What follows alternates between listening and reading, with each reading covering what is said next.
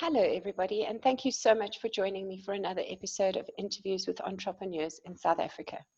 Today, I'm very excited to introduce you to Kristine Tudhope, who has a business called APFaza. Kristine, can you tell us a little bit more about your business and how you started it? Sure. Thanks, Melanie. It's really a pleasure being here. And it's lovely being on the other side of the interviewing screen and not being the interviewer. So thank you very much. I love the opportunity to tell the story. So maybe just by way of a full introduction, my name is Kristine Tudhope. I'm a chartered accountant by qualification, and I'm the founder and chief disruptor of APFaza, as you'll see behind me. And a lot of people will ask, what is a chief disruptor? Because they're like, what is this weird term? And really just is about coming up with new ways to either disrupt the industry or disrupt your business, or even just within APFaza to constantly be coming up with new ideas, because I think it's important for us to challenge the status quo often, right? And so that's really what I'm hoping to do within the businesses of small business owners that I work with. So I'll give a quick introduction in terms of how APFaza got started. Back in 2016, I think. Is it even that long ago? No, 2017. There we go. I resigned from my job, corporate job. I was like, no, I can't do this anymore. I was working crazy hours. And I resigned without knowing what was going to come next. And that really took me on this journey of self-discovery and trying to figure out, where do I think that I fit in, and where would I be able to provide resources and value to the people that I want to serve. And from there, the idea of APFaza was born, where we were all about, and we currently still are, but to a lesser degree, or to a different degree, let's put it that way. We are about raising up the next generation of youth to be employable and enterprising, excellent and well-skilled at what they do, and feel like they have a meaning and purpose in life. So APFaza, as you'll see behind me, the U and P stands for unlocking potential. So it's those two plus an advisor. So I'm not an advisor, I'm an APFazer. So unlocking potential in advisory capacity. And where it already started was in terms of looking at training that I can roll out to potentially students and new employees coming into the workplace, because I realized that there was really this gap between university and the workplace, and people don't know what to expect. And as an employer, getting new employees into the workplace, they're just like, these people don't know what is expected of them or how to behave. And because of my audit background, I felt a really close connection with those students coming into the workplace. So in the first year, I did some Excel training, I did some work readiness training, which was really cool, as well as looking at personal finance and all sorts of things. And fast forward to COVID, which has been really interesting for a lot of businesses, and mine is no different. Obviously, with lockdown happening, there hasn't been much opportunity to get into the university space, because they're just worried about getting through the curriculum, never mind worrying about extra workshops and stuff like that. And where last year I was really planning on focusing on my university contacts this year and really strengthening my relationships with them, lockdown happened, and I was like, this is not a feasible option right now. So I had to pivot, and a lot of businesses have had to pivot, right? And I just realized I have all of these skills and knowledge that I can draw from, not just my training side, although I love the training, but from my CA qualification, I've got so much value that I can also bring to the table. So with the pivot and the rebranding to a certain degree, what we are doing now is really all about unlocking the potential in businesses as well as individuals, but specifically looking at ways to improve your productivity as well as the profitability within businesses, and looking to deal more with small business owners, and still being able to equip them. So still doing a lot of training for personal and business finance, as well as things around productivity, like how to use Zoom, or how to host a good meeting on Zoom, Excel training, and even working with some remote workers. And then from there, after the equipping phase, getting into the space where we can free up business owners to focus on the things that matter most. Because so often as small business owners or solopreneurs, we're in the space where we have to do everything, right? And there just isn't enough time. So getting someone to come alongside you in the journey of managing your finances, and even just going through your processes and unpacking what sort of models and templates and things like that you have in place that can be improved, right? And save you time in that way. So from there, the executing side, we're all about helping you with part-time financial management services, as well as consulting, purely consulting in terms of developing models and processes. And then also understanding that business owners need a mentor or a coach sometimes, because they've got this big idea for their business, and they've got dreams and visions, but maybe it's not really being lived out in their business today. So it's about journeying with them through that process as well, to be able to get to the point where they do finally achieve these dreams. And I know I've also got lots of these, but I sometimes need someone just to walk it out with me. So that's the second component, all about executing. And then the third component, I get back to my students, because I really have a heart for the next generation, and I want to enhance the lives of the next generation. So by paying it forward, either through challenging my clients to adopt a student to go through our APFaza Academy for a year-long process, or by putting 10% of my financial management service revenue towards that academy, will enable a whole bunch of students to be able to go through a process of mentoring, work readiness training, as well as entrepreneurship training. So yeah, that's really where we're at in terms of APFaza, and I just feel that it's been a process to get to this point, but I think that it is a better way of packaging my services and being able to bring everything together. Whereas previously I've had like a whole range of different target markets. Now at least, it's concise, and I'm talking to one person. And yes, there's lots that I can offer you, but it's just one person. So I think for me, that has simplified things a lot. Okay, so that was very long, but that is really where we are at. I love that.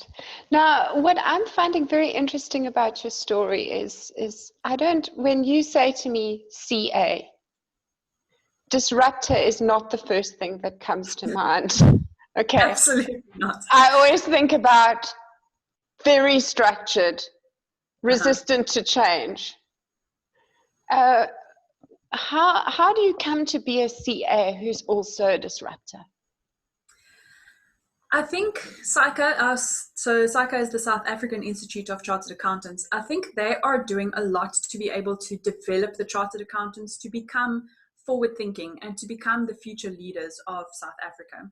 So I have been so I'm a millennial, okay, this is the second half of the millennial generation. And I think we are all about challenging the status quo and, the Y generation, all of those things. So I think that combined with the knowledge and the experience that I've had as part of my journey to become a chartered accountant, I think that has really formed my thinking. But maybe just as a disclaimer to say, I am very risk averse. And that is why I've never seen myself as an entrepreneur. It's always been like, I like having security, and within my own business, there isn't that. So yeah, I think that for me has been a real challenge to try and think about how I can make sure that I'm capitalizing on opportunities that come my way, at the same time understanding that I'm a little bit risk averse, so I need to make sure that I'm making informed decisions. And I think it is just about managing that and understanding that is potentially something that could hold me back. But that might just mean I do a bit more research than someone else. So yeah, I love tech and I love to see what's happening in the industry. And so I think from there, this whole idea of disruption comes in, because I'm just excited about everything that is changing and the ways that we can do things better. Oh, that's wonderful. Now, do you have some practical tools for entrepreneurs who are watching that they can use in their businesses? Definitely there will be a fair amount of resources that are available, as well as some tools, as well as some webinars, all sorts. So during June and July, I did a series of free webinars. The first one was all about unlocking the secrets of your income statement. And there it's about understanding what sort of information is sitting in my income statement, but not just seeing what is my profit, actually being able to start analyzing it and start making decisions based on that. The second one was all about cash flow management and how we get more cash into our business pocket. And I actually did a really great interview with someone from InCity Biz where we chatted through some of those strategies as well. And then the last one we did was about why budgeting is not a curse word, but cutting costs should be. And that was all about budgeting and the different ways we can budget, as well as the ways we can manage our expenses. So those are some free webinars that are available up until the end of July. But after the end of July, we will be incorporating that as part of our learning management platform or our training academy, whatever you want to call it, which will be a subscription basis. But the whole idea there would be to equip business owners to be able to make sound financial decisions, right? So it's not about teaching you how to do the books. It's about how to use the information that you have in your business to be able to make strategic decisions. So that is something that they can check out. We've got a whole lot of blogs. The last blog series we've been working on at the moment was about how productivity impacts profitability, because I don't think we always see that link very clearly.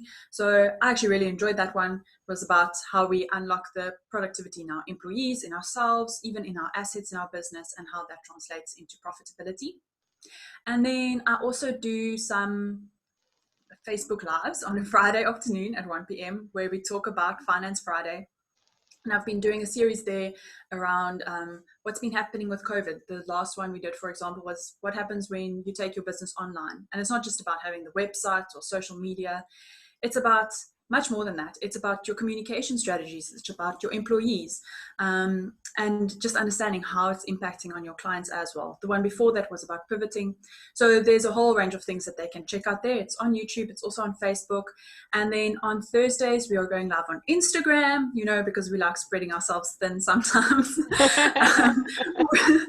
We've been doing lives about Excel. July has been the month of Excel. And what we will be doing on Thursdays is all about productivity. So Fridays will be profitability and Thursdays will be productivity.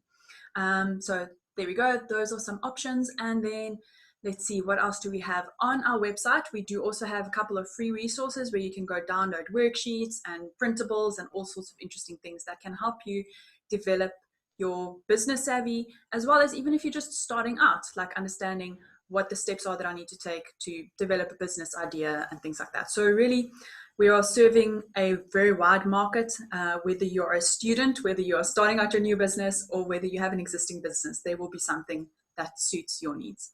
Oh, that's awesome. That's awesome. Now, I speak to a lot of entrepreneurs who, and self-employed people. I know some people will argue about that definition. Yes. Who say, I just gather a bunch of slips in a box, and I really, really wish somebody would take that problem away for me. Mm-hmm. What is your advice to those people? I think it definitely depends on what phase of your business you're in. If you're very much in the startup phase and you're like literally the only person in your business and you can't afford anyone else to assist you with that, then there are some apps that are available that really can help you make sense of some of these slips. For example, one that I always will recommend is Wave Accounting. And that is, there's an online version as well as an app that you can download on your phone. And what I really love about them is they allow you to take photos of your slips, and then with the software recognition, it allows it to pick up the date, the vendor, as well as the amount of that transaction. And you can then just go in and say it was for petrol, or it was for entertainment, or whatever the case might be. You just go categorize it. And then you don't even need to know anything about accounting, because what it will automatically do in the background is it will use that information to be able to start populating something like an income statement.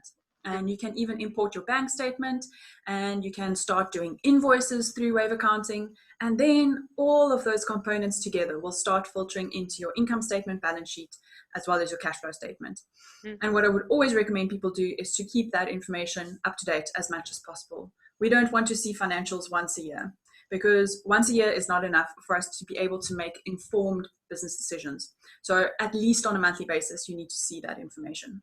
So whether it's you capturing it or taking photos, or whether you're stepping into the next phase where you might say, okay, this is taking up too much time, I'm going to find a bookkeeper.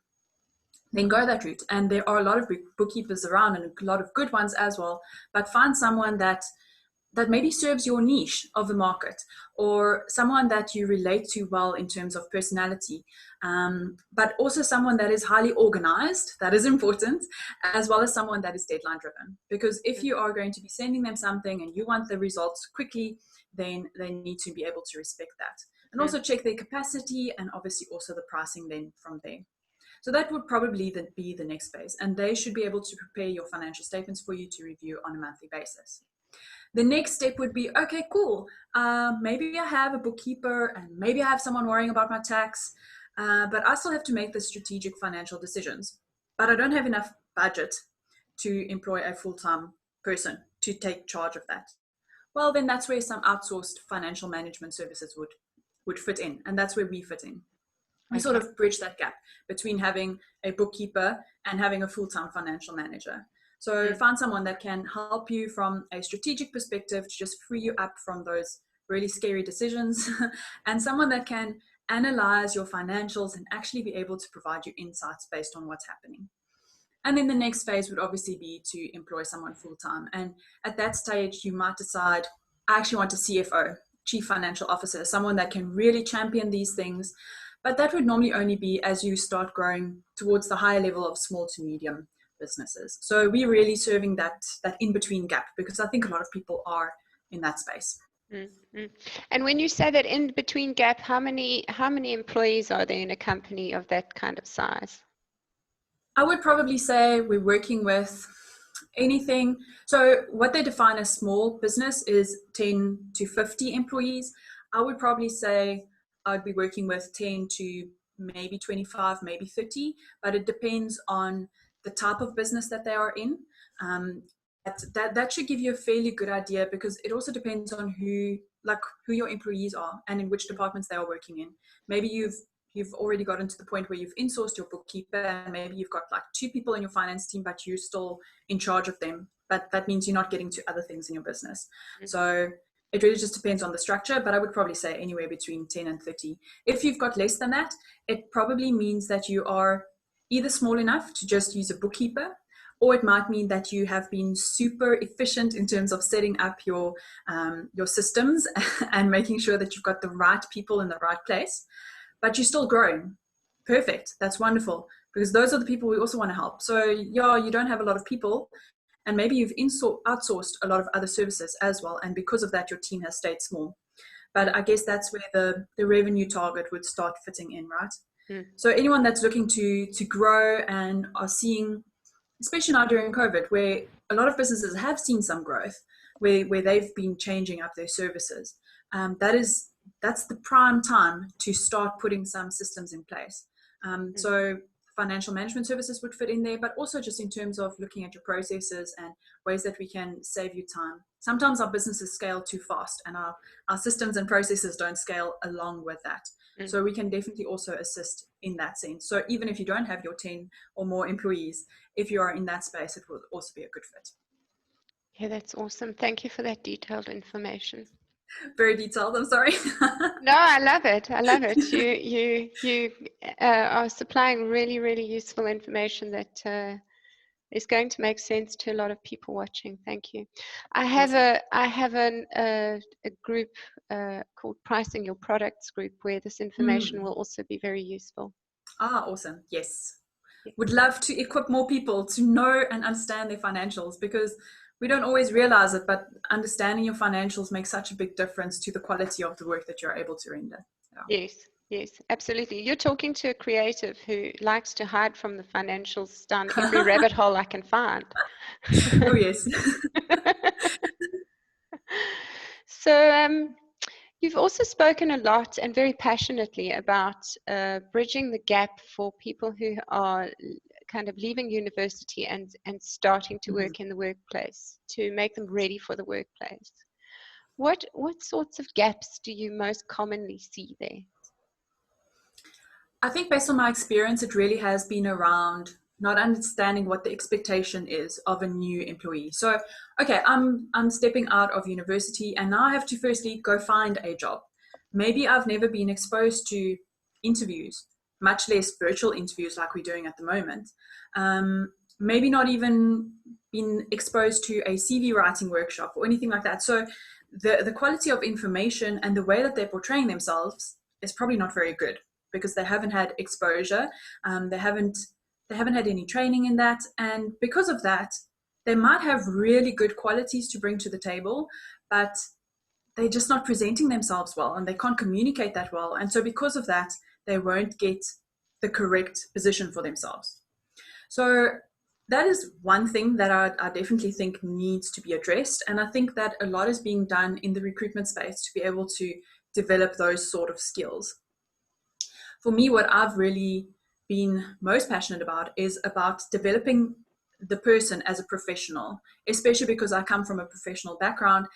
I know how important it is to be able to trust this new employee coming into the workplace and know that when they talk to my client or when they email my client, it's not going to be like terribly awkward or embarrassing, because they know how to communicate well, they know how to write reports, they know how to just present themselves in general. And even just in terms of cultural differences, obviously we have a lot of cultures in South Africa, and certain behaviors are more acceptable to some than others.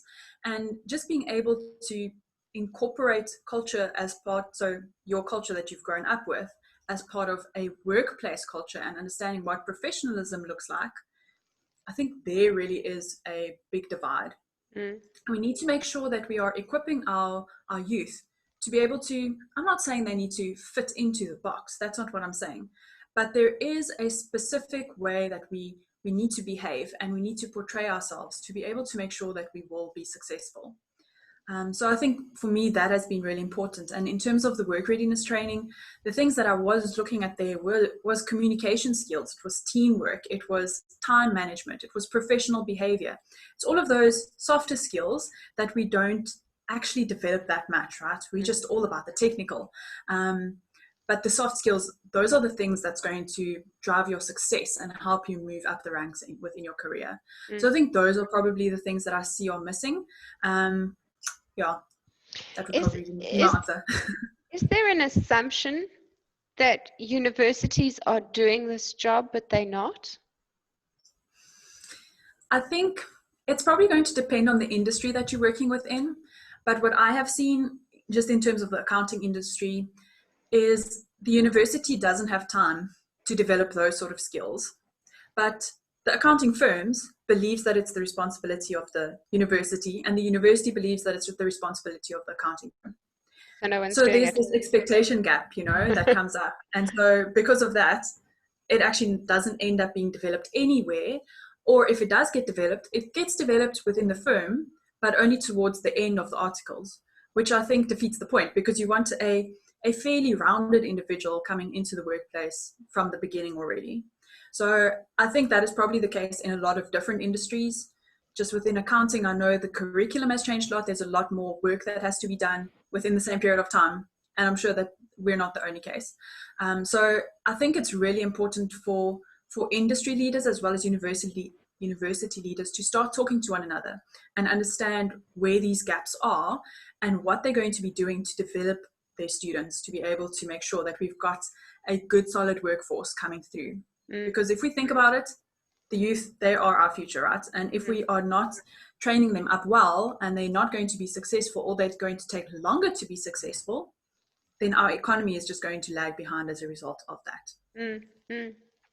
I'm pretty certain that most parents out there feel, well, I've now paid for a university education. My child must now be ready to go into the workplace. Definitely. And I don't blame them, right? And the same goes for school. Like there's certain skills we think should be developed within a school level versus university level.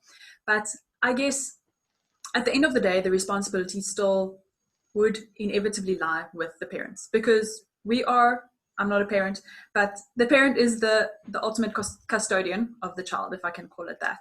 So we need to make sure that we are having a good enough input as a parent into our children, but understanding that unfortunately children don't always listen to their parents, right?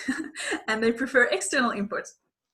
So I guess it is about sometimes getting a little bit more involved in your child's education and understanding what they are and aren't learning. And if you are identifying that there are gaps within their development, then find someone that can help you fulfill that gap.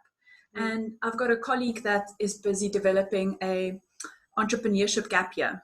So instead of going overseas or doing au pairing or whatever the case might be, go through a process where you understand what entrepreneurship is about. So as a parent, if you're able to identify that entrepreneurial spirit within your child, then go start looking for those sort of opportunities, and there will always be opportunities along those lines. So I think it is still our responsibility at the end of the day to be able to contribute towards the next generation in whatever facet or in whatever roles or responsibilities we will fulfill, either as a parent or as, in my case, a trainer or someone in the industry, within the university space, school space. We all have our different roles to play. And I think if we can all start thinking about where are these gaps and how can I fulfill those gaps or fill the needs, then we are going to be able to raise a generation that is much more well-rounded and well-developed going forward. Listening to you, I wish I was 30 years younger, because I could have done so much with an entrepreneurship gap year when I left school. For sure, yes. We don't get exposure to those sort of things. We just get thrown into it in the deep end, and then it's sink or swim. Yeah, so, I threw myself in. I was like, I'm employing myself tomorrow. I'm starting to be self-employed, and that was it. Crazy. And it's so scary. And I think a lot of people are in that space. Yeah. And when I look back now at the early parts of my career, and I realize how ill-equipped I really was, if I'd known at the time, I would probably not have had the courage to do it. I was all heart and fire and no brains. And that's where you partner with other people, right? Because I mean, even if you're older, it doesn't matter. We are always going to be in a space where we don't have all of the answers. And I think we sometimes believe we have to do it all ourselves. But honestly, if you can partner with someone else that is good at that thing that you are not good at, or loves doing what you don't love doing, then everyone will be able to fulfill their own little purpose. And together we'll be able to create this community of businesses and individuals that are really able to perform at their full potential. I love that message. Thank you. So if anybody's looking for you online, where can we find you? As I said earlier, we're all over the place, very much spread thin. No, so you can find us on apfaza.co.za. You'll find our website and you'll see all sorts of things there in terms of our equipping, our executing, our blogs, resources. There might even still be a gallery if you're lucky. So there's that option. And then we'll be on Facebook under APFaza, or Instagram, we're APFaza19. We still have to go change that. And then LinkedIn, you'll also find us under APFaza SA. And we are on Twitter as well, not super active, but we're currently under Kristine Tudhope, just under my personal handle. And we're also on SoundCloud under APFaza. I think those would probably be a good start. Okay. Now, you mentioned APFaza SA. Is that because there's a long-term plan to be APFaza International? There definitely would be a plan to be APFaza International. It'll probably end up being like Kristine Tudhope International, and then APFaza will be a leg. But no, there definitely will be plans to be international. But the only reason why it's APFaza SA on LinkedIn is because APFaza was already taken. Okay. And if you can leave us with any parting comments for entrepreneurs out there who might be watching. Sure. Yeah, I think there's so much that I could say. For the entrepreneurs starting out, I want to encourage you to find your passion, find why you're getting up in the morning. And if you can take that passion and you combine it with your skill, and you then use that to be able to fulfill a need within the market, and you package that all nicely so that you are unique because your contribution to the world is entirely unique, then your business idea will be deemed for success, or you will definitely have success in that. So go find your why. For existing entrepreneurs, keep connected to your why and your purpose and your passion, and revisit it often, and make sure that the vision that you are casting, you're communicating clearly to yourself as well as to your employees. But also at the same time, for the solopreneurs and females, I know there are more than just females listening, but especially for the females, I'm busy preparing for a session at the moment, which is all about knowing your worth.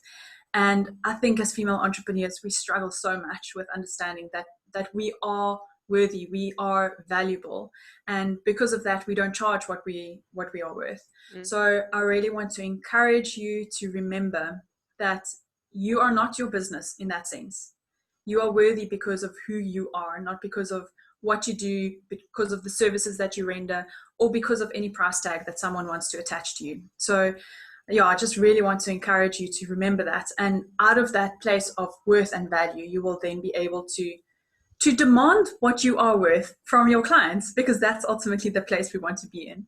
I'll be talking more about that on a webinar coming up next week, if anyone would like to attend that. But yeah, so that would probably be my 2 closing remarks. Wait, third one, just to recap again, connect with other people. So I mentioned it just now, but you don't have to do it all on your own. So find other people, bring them into your network, and start leveraging off of one another's skills, your networks, and even your passions. And in that way, let's start creating a new community of business owners that are really performing at their full potential. I love that. Thank you so much. That was awesome. Thanks, Melanie. You've made me look good today. Thank you. I'm glad. That's what we're here for.